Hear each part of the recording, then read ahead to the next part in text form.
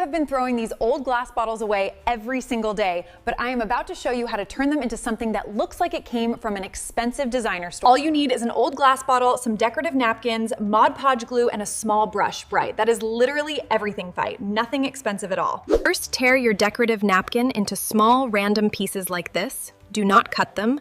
Tearing gives it a more natural, beautiful look.